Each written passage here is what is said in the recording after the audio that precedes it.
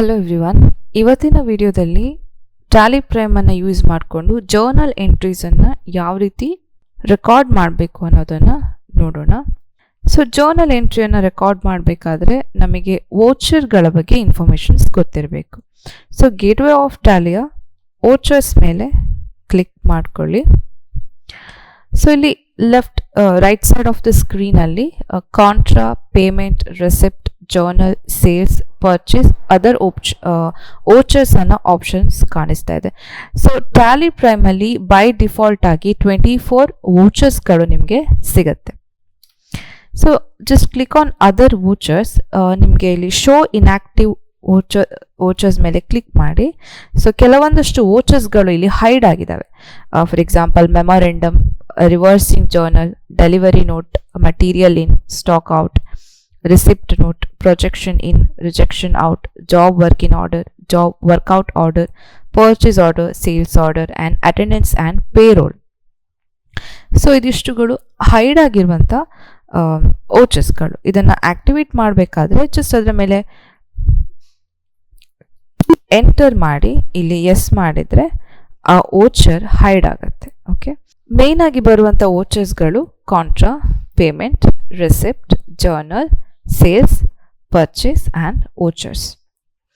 So ಇವುಗಳ ಮೀನಿಂಗ್ಗಳೇನು, ನಾವು ಯಾಕೆ ವೋಚರನ್ನು ಯೂಸ್ ಮಾಡಬೇಕು? First of all, voucher is nothing but passing the entries ಅಥವಾ ರೆಕಾರ್ಡಿಂಗ್ ದ ಟ್ರಾನ್ಸಾಕ್ಷನ್. ಸೊ ಅದರಲ್ಲಿ ಕಾಂಟ್ರಾಸ್, ಪೇಮೆಂಟ್, ಇದು ಮೀನಿಂಗನ್ನು ನೋಡೋಣ. ಸೊ ಕಾಂಟ್ರಾ ವೋಚರ್ಸ್ ಅಂತ ಹೇಳಿದರೆ, ಯಾವಾಗ ನಾವು ಬ್ಯಾಂಕಿಂದ ಕ್ಯಾಶನ್ನು ವಿಡ್ರಾ ಮಾಡ್ತೇವೆ ಅಥವಾ ಬ್ಯಾಂಕಿಗೆ ಡೆಪಾಸಿಟ್ ಮಾಡ್ತೇವೆ ಅಮೌಂಟನ್ನು, ಇಲ್ಲ bank to bank fund transfer ಆಗುತ್ತೆ, ಆ ಕೇಸಸಲ್ಲಿ ಕಾಂಟ್ರಾ ವೋಚರನ್ನು ಸೆಲೆಕ್ಟ್ ಮಾಡ್ಕೊಳ್ಬೇಕು. ನೆಕ್ಸ್ಟ್ ಬರುವಂಥದ್ದು ಪೇಮೆಂಟ್ ವೋಚರ್. ಎಕ್ಸ್ಪೆನ್ಸಸ್ ಆಗಿರ್ಬೋದು, ಅಂತಂದರೆ salary, rent, water bill, so ಇವೆಲ್ಲ ನಾವು ಮಂತ್ಲಿ ಪೇಮೆಂಟ್ ಮಾಡಬೇಕಾಗತ್ತೆ ಆ್ಯಸ್ ಅ ಬಿಸ್ನೆಸ್. ಸೊ ಅಂಥ ಕೇಸಸಲ್ಲಿ ಈ ಎಕ್ಸ್ಪೆನ್ಸಸ್ ಅಥವಾ ಪೇಮೆಂಟ್ ಏನು ಟ್ರಾನ್ಸಾಕ್ಷನ್ ಆಗಿರುತ್ತೆ, ಈ ಎಂಟ್ರೀಸನ್ನೆಲ್ಲ ಪೇಮೆಂಟ್ ವೋಚರ್ ಅಂಡರಲ್ಲಿ ನಾವು ರೆಕಾರ್ಡ್ ಮಾಡ್ತೇವೆ. ಅದೇ ರೀತಿ ಲೋನ್ ಕೊಟ್ಟಿರುವಂಥದ್ದು, ಫಿಕ್ಸ್ಡ್ ಅಸೆಟನ್ನು ಕ್ಯಾಶ್ಗೆ ಪರ್ಚೇಸ್ ಮಾಡಿದರೆ ಅದು ಕೂಡ ಪೇಮೆಂಟ್ ವೋಚರಲ್ಲಿ ಬರುತ್ತೆ. ಇನ್ನು ರಿಸಿಪ್ಟ್ ವೋಚರ್, ಕ್ಯಾಶ್ ರಿಸೀವ್ ಆದರೆ ಎನಿ ಫಾರ್ಮ್, ಬ್ಯಾಂಕ್ ಅಥವಾ ಚೆಕ್ ರಿಸೀವ್ ಆದರೆ ರೆಸಿಪ್ಟ್ ವೋಚರಲ್ಲಿ ತಗೊಳ್ಬೇಕು. ಲೋನನ್ನು ತಗೊಂಡಿರುವಂಥದ್ದು ಅಥವಾ ಬಿಸ್ನೆಸ್ಸಿಗೆ ನಾವು ಒಂದಷ್ಟು ಅಮೌಂಟನ್ನು ಇನ್ವೆಸ್ಟ್ ಮಾಡಿದರೆ ಅಥವಾ ಕ್ಯಾಪಿಟಲನ್ನು ಇಂಟ್ರೊಡ್ಯೂಸ್ ಮಾಡಿದರೆ ಅದನ್ನು ಕೂಡ ರೆಸಿಪ್ಟ್ ವೋಚರಲ್ಲಿ ತಗೋಬೇಕಾಗತ್ತೆ. Next journal voucher. ಸೊ ಕೆಲವೊಂದು ಅಕೌಂಟ್ಸ್ಗಳಲ್ಲಿ ಅಡ್ಜಸ್ಟ್ ಮಾಡೋದಕ್ಕೆ ಇರುತ್ತೆ, ಅಡ್ಜಸ್ಟ್ಮೆಂಟ್ ಅಕೌಂಟ್ಸ್ ಇರುತ್ತೆ. ಅದೇ ರೀತಿ ಫಿಕ್ಸ್ಡ್ ಅಸೆಟ್ ಮೇಲೆ ಡಿಪ್ರಿಸಿಯೇಷನ್ನ ಕ್ಯಾಲ್ಕುಲೇಟ್ ಮಾಡಿರ್ತೇವೆ, ಆ ಡಿಪ್ರಿಸಿಯೇಷನ್ ಎಂಟ್ರೀಸನ್ನು ಜರ್ನಲ್ ವೋಚರಲ್ಲಿ ತಗೊಳ್ಬೇಕು. ಆ್ಯಂಡ್ ಪರ್ಚೇಸ್ ಅಥವಾ ಸೇಲ್ಸ್ ಕ್ರೆಡಿಟ್ ಬೇಸಿಸಲ್ಲಿ ಆಗಿದ್ದರೆ ಅದನ್ನು ಕೂಡ ನಾವು ಜರ್ನಲ್ ವೋಚರಲ್ಲಿ ತಗೊಳ್ತೇವೆ. ಆ್ಯಂಡ್ ಪರ್ಚೇಸ್ ವೋಚರ್, ಕ್ಯಾಶಲ್ಲಿ ನಾವು ಗೂಡ್ಸನ್ನು ಪರ್ಚೇಸ್ ಮಾಡಿದರೆ, ಅದೇ ರೀತಿ ಕ್ಯಾಶಲ್ಲಿ ಗೂಡ್ಸನ್ನು ಸೇಲ್ ಮಾಡಿದರೆ ಕಸ್ಟಮರಿಗೆ ಸೇಲ್ಸ್ ವೋಚರ್ ಆ್ಯಂಡ್ ಪರ್ಚೇಸ್ ವೋಚರ್ನ ತಗೊಳ್ತೇವೆ. ಇದಿಷ್ಟು ಮೇಯ್ನ್ ಆಗಿ ನಿಮಗೆ ವೋಚರ್ಸ್ ಬರುತ್ತೆ. ಸೊ ನಾವು ಎಂಟ್ರೀಸನ್ನು ಪಾಸ್ ಮಾಡೋಕ್ಕಿಂತ ಮುಂಚೆ ಲೆಡ್ಜರ್ ಅಕೌಂಟನ್ನು ಕ್ರಿಯೇಟ್ ಮಾಡಬೇಕು. ಸೊ ಲೆಡ್ಜರ್ ಅಕೌಂಟನ್ನು ಕ್ರಿಯೇಟ್ ಮಾಡಬೇಕಾದ್ರೆ ಎಸ್ಕೇಪ್ ಕೊಡಿ, ಕ್ರಿಯೇಟ್ ಆಪ್ಷನಿಗೆ ಹೋಗಿ ಅಕೌಂಟಿಂಗ್ ಮಾಸ್ಟರ್ನ ಲೆಡ್ಜರ್ಸ್ ಮೇಲೆ ಕ್ಲಿಕ್ ಮಾಡ್ಕೊಳ್ಳಿ, ಸೆಲೆಕ್ಟ್ ಮಾಡ್ಕೊಳ್ಳಿ. ಸೊ ಇಲ್ಲೊಂದು ಪ್ರಾಕ್ಟಿಕಲ್ ಸಿನಾರಿಯೋ ಇದೆ, ಇದರ ಬೇಸ್ ಮೇಲೆ ನಾನು ಲೆಡ್ಜರ್ಸನ್ನು ಕ್ರಿಯೇಟ್ ಮಾಡ್ತಾ ಹೋಗ್ತೇನೆ. ಓಕೆ, ಸೊ ಫಸ್ಟಿಗೆ ಕ್ಯಾಶ್ ಇಂಟ್ರೊಡ್ಯೂಸ್ ಆಗಿದೆ ಬಿಸ್ನೆಸ್ಸಿಗೆ, ಅಂದರೆ ಕ್ಯಾಪಿಟಲ್ ಅಕೌಂಟ್ ಬರುತ್ತೆ. ಕ್ಯಾಪಿಟಲ್ ಅಕೌಂಟ್ ಎಲ್ಲವೂ ಕೂಡ ಲಿಸ್ಟ್ ಆಫ್ ಗ್ರೂಪ್ಸ್ನಲ್ಲಿ ಕ್ಯಾಪಿಟಲ್ ಅಕೌಂಟನ್ನು ನಾವು ಸೆಲೆಕ್ಟ್ ಮಾಡಬೇಕು. ಜಸ್ಟ್ ಎಂಟರ್ ಮಾಡ್ಕೊಳ್ಳಿ. ಓಪನಿಂಗ್ ಬ್ಯಾಲೆನ್ಸ್ ಇದ್ದರೆ ಓಪನಿಂಗ್ ಬ್ಯಾಲೆನ್ಸನ್ನು ಸೆಲೆಕ್ಟ್ ಮಾಡಬೇಕು. Yes, enter. Next, goods worth ₹50,000 were purchased. So purchase ಆಗಿರುವಂಥ ಸಿಚುವೇಶನ್, ಪರ್ಚೇಸ್ ಎಂಟ್ರಿಯನ್ನು ನಾವು ಪರ್ಚೇಸ್ ಲೆಡ್ಜರ್ ಅಕೌಂಟನ್ನು ಕ್ರಿಯೇಟ್ ಮಾಡಬೇಕಾಗತ್ತೆ. ಪರ್ಚೇಸ್ ಅಕೌಂಟ್, ಸೊ ಇಲ್ಲಿ ಏನು ಲಿಸ್ಟ್ ಆಫ್ ಗೂಡ್ಸ್ ಇದೆ, ಪರ್ಚೇಸ್ ಅಕೌಂಟ್ ಎಲ್ಲ ಪರ್ಚೇಸ್ ಅಕೌಂಟ್ ಗ್ರೂಪ್ ಅಂಡರಲ್ಲಿ ಬರುತ್ತೆ. ನೆಕ್ಸ್ಟ್ ಕಂಟ್ರೋಲ್ ಎ ಮಾಡಿ ಸೇವ್ ಮಾಡಿ. ಇನ್ನು ಫಿಕ್ಸ್ಡ್ ಅಸೆಟ್ ಪರ್ಚೇಸ್ ಆಗಿದೆ. Machinery purchase at ₹25,000. Machinery account. So machinery ಎಲ್ಲವೂ ಕೂಡ fixed assets. Control A, save. Next goods sold at ₹8,000.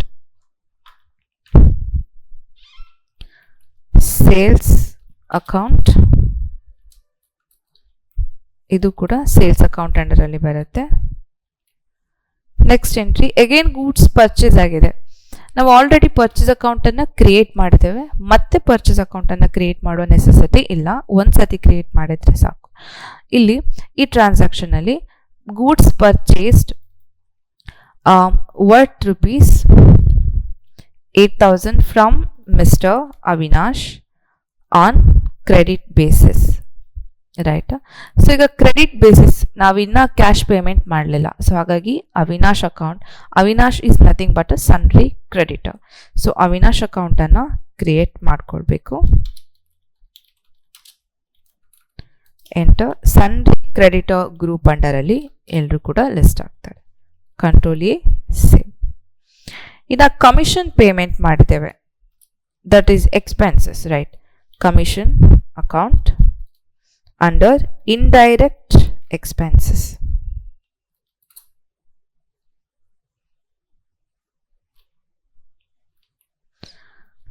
Next discount received ಆಗಿರುವಂತದ್ದು ₹500. Discount received. Enter. This is indirect incomes.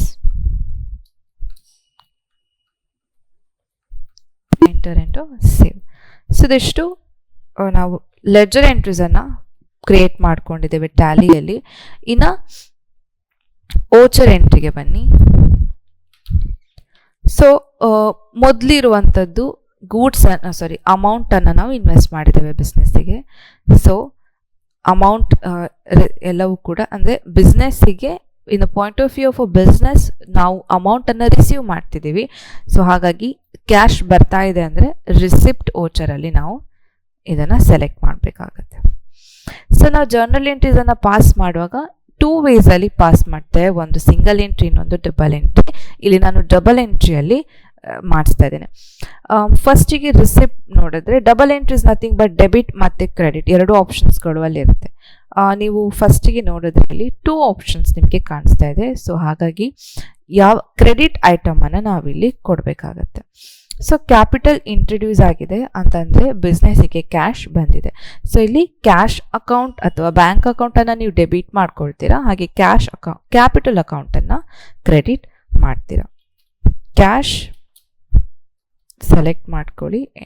ಇನ್ನೊಂದು ಏನಂದರೆ cash and profit and loss account Tally ಪ್ರೈಮಲ್ಲಿ by default ಆಗಿ create ಆಗಿರುತ್ತೆ. ಸೊ ಅದನ್ನು ಕ್ರಿಯೇಟ್ ಮಾಡುವಂಥ ನೆಸೆಸಿಟಿ ಇರೋದಿಲ್ಲ. 1 lakh. ಎಂಟರ್. ಡೆಬಿಟ್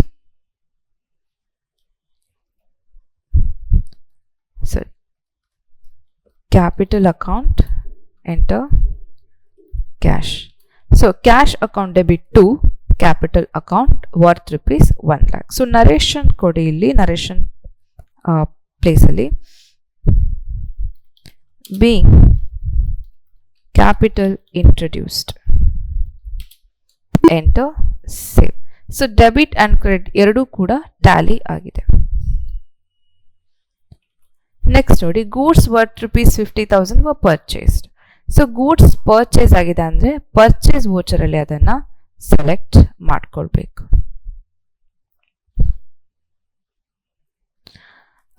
ಈ ಸ್ಕ್ರೀನಲ್ಲಿ ಕ್ವಾಂಟಿಟಿ, ರೇಟ್, ಅಮೌಂಟ್ ಇನ್ಫಾರ್ಮೇಷನ್ ಇದೆ. ಸೊ ಅದನ್ನು ನಾವು ಚೇಂಜ್ ಮಾಡ್ಕೊಳ್ಬೇಕಾಗತ್ತೆ, ಬಿಕಾಸ್ ನಾವು ಕ್ವಾಂಟಿಟಿ ಮೆಟೀರಿಯಲ್ಸನ್ನೆಲ್ಲ ಇಲ್ಲಿ ಹಾಕ್ತಾ ಇಲ್ಲ. ಸೊ ಹಾಗಾಗಿ click on change mode and select as voucher entries. So purchase ನೀವು ಸಪ್ಲೈಸ್ ಇನ್ವಾಯ್ಸ್ ನಂಬರನ್ನು ಕೊಡ್ಬೋದು ಆ್ಯಂಡ್ ಪೋಸ್ಟಿಂಗ್ ಡೇಟ್. ಫಸ್ಟಿಗೆ ಇಲ್ಲಿ ಕ್ರೆಡಿಟ್ ಐಟಮ್ ತೋರಿಸ್ತಾ ಇದೆ. So cash form to cash, ಇದೆಲ್ಲ ಪಾರ್ಟಿ ಡೀಟೇಲ್ಸ್, ಜಸ್ಟ್ ಎಂಟರ್ ಮಾಡ್ಕೊಳ್ಳಿ. ವರ್ತ್ ₹50,000ಗೆ ನಾವು ಪರ್ಚೇಸ್ ಮಾಡ್ಕೊಂಡಿದ್ದೇವೆ. ಡೆಬಿಟ್ ಏನಾಗುತ್ತೆ, purchase account. Being goods purchased, enter, save. Next, machinery purchased at rupees 25,000. So ಮೆಷಿನರಿಯಲ್ಲೂ ಕೂಡ fixed asset. So fixed asset purchase ಆದಾಗ ಅದನ್ನು payment ಎಂಟ್ರಿಯಲ್ಲಿ ನಾವು ಪರ್ಚೇಸ್ ಮಾಡಬೇಕಾಗತ್ತೆ. ಸೊ ಫಸ್ಟಿಗೆ ಇಲ್ಲಿ ಡೆಬಿಟ್ ಐಟಮ್ ತೋರಿಸ್ತಾ ಇದೆ. ಮಷಿನರಿ ಅಕೌಂಟನ್ನು ಸೆಲೆಕ್ಟ್ ಮಾಡ್ಕೊಳ್ಳಿ. For rupees 25,000 to cash account being machinery purchased, enter, save.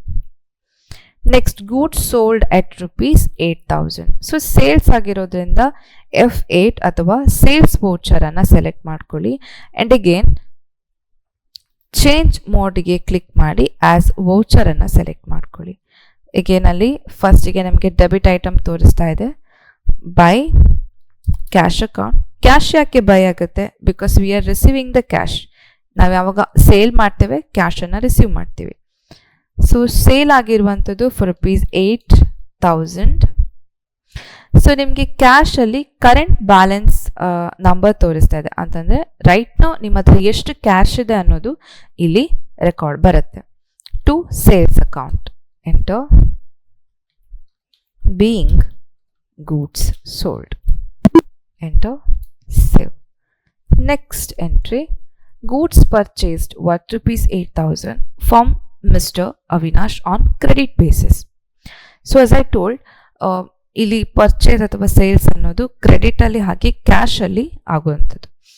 So ಕ್ರೆಡಿಟಲ್ಲಿ purchase ಆದಾಗ ನಾವು ಸನ್ರಿ ಕ್ರೆಡಿಟರ್ಸ್ ಅಕೌಂಟನ್ನು ಆ್ಯಕ್ಟಿವ್ ಇಟ್ಕೊಳ್ಬೇಕು, ಅಂತಂದರೆ ಎಂಟ್ರೀಸಲ್ಲಿ ತೋರಿಸ್ಬೇಕಾಗತ್ತೆ. ಅಗೇನ್ ಪರ್ಚೇಸ್ ಅಕೌಂಟನ್ನು ಸೆಲೆಕ್ಟ್ ಮಾಡ್ಕೊಳ್ಳಿ. ಚೇಂಜ್ ಮೋಡಿಗೆ ಹೋಗಿ as voucher, invoice number, date. ಫಸ್ಟಿಗೆ ಇಲ್ಲಿ ಪರ್ಚೇಸ್ ಅಕೌಂಟ್ 2 ಕ್ರೆಡಿಟ್ ಐಟಮನ್ನು ತೋರಿಸ್ತಾ ಇದೆ. ಸೊ ಪರ್ಚೇಸ್ ಯಾವಾಗಲೂ ಡೆಬಿಟ್ ಬ್ಯಾಲೆನ್ಸನ್ನು ತೋರಿಸುತ್ತೆ. ಆ್ಯಂಡ್ ನಾವಿಲ್ಲಿ ಕ್ಯಾಶನ್ನು ಪೇಮೆಂಟ್ ಮಾಡಿಲ್ಲ, ಆದ್ದರಿಂದ ಸನ್ರಿ ಕ್ರೆಡಿಟರ್ಸ್ ಅಕೌಂಟನ್ನು ಆ್ಯಕ್ಟಿವ್ ತೋರಿಸ್ಬೇಕು ಅಥವಾ ಕ್ರೆಡಿಟಲ್ಲಿ ತೋರಿಸ್ಬೇಕು. ಸನ್ರಿ ಕ್ರೆಡಿಟರ್ಸ್ ಎಲ್ಲರೂ ಕೂಡ ಲಯಬಿಲಿಟಿ ಅಂಡರಲ್ಲಿ ಬರುವಂಥ ಐಟಮ್ಗಳು. So mister Avinash account will be credited for rupees 8,000, enter, by purchase account being goods purchased from Mr. Avinash, enter, save. Next, commission paid. So ನಾವು ನಮ್ಮ ಸೇಲ್ಸ್ ಮ್ಯಾನಿಗೆ ಕಮಿಷನನ್ನು ಪೇಮೆಂಟ್ ಮಾಡಿದ್ದೇವೆ.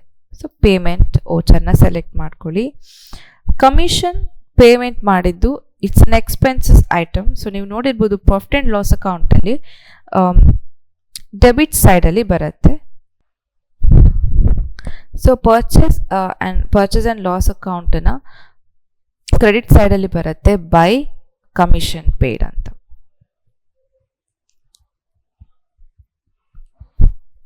ಸೊ ಇಲ್ಲಿ commission account paid 2,000, enter. So ನಾವು ಯಾವ ಫಾರ್ಮ್ಯಾಟಲ್ಲಿ payment ಮಾಡಿದ್ದೀವಿ, I will take it as a cash, being commission paid,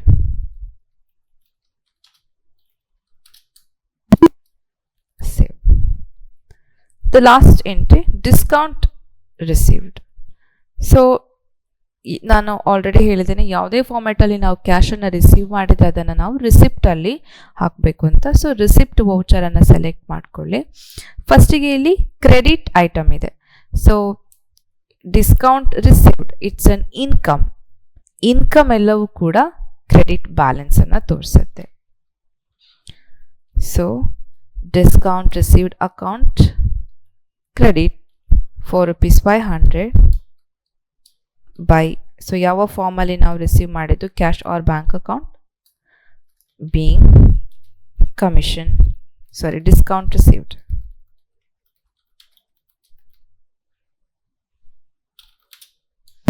enter, save. So ಇದಿಷ್ಟು basic ಆಗಿ journal ಎಂಟ್ರಿಯನ್ನು ಓಚರನ್ನು use ಮಾಡಿಕೊಂಡು ಎಂಟ್ರೀಸನ್ನು ಟ್ಯಾಲಿ ಪ್ರೈಮಲ್ಲಿ ರೆಕಾರ್ಡ್ ಮಾಡುವಂಥ ವೇ. ಸೊ ಈ ರೆಕಾರ್ಡೆಡ್ ಎಂಟ್ರೀಸ್ಗಳನ್ನೆಲ್ಲ ನಾವು ಹೇಗೆ ವ್ಯೂ ಮಾಡಬೇಕು ಅಂದರೆ, ಓಚರ್ ಕೆಳಗಡೆ ಡೇ ಬುಕ್ ಅನ್ನೋ ಆಪ್ಷನ್ ಇದೆ. ಅದ್ರ ಮೇಲೆ ಕ್ಲಿಕ್ ಮಾಡಿ ನಾವು ಪಾಸ್ ಮಾಡಿದಂಥ ಎಂಟ್ರೀಸ್ಗಳು along with the date, voucher type ಹಾಗೆ ಓಚರ್ ನಂಬರ್, ಅಮೌಂಟ್, ಡೆಬಿಟ್ ಮತ್ತು ಕ್ರೆಡಿಟ್ ಅಮೌಂಟ್ ಎರಡೂ ಕೂಡ ಡಿಸ್ಪ್ಲೈ ಆಗುತ್ತೆ. ಸಪೋಸ್ ಈ ಎಂಟ್ರಿಯಲ್ಲಿ ನಮಗೇನಾದರೂ ಎಡಿಟ್ ಮಾಡಬೇಕಂದ್ರೆ ಇದ್ರ ಮೇಲೆ ಎಂಟರ್ ಮಾಡಿ ಎಡಿಟ್ ಮಾಡ್ಕೊಳ್ಬಹುದು. So this is all about passing the journal entries in Tally Prime. Thank you.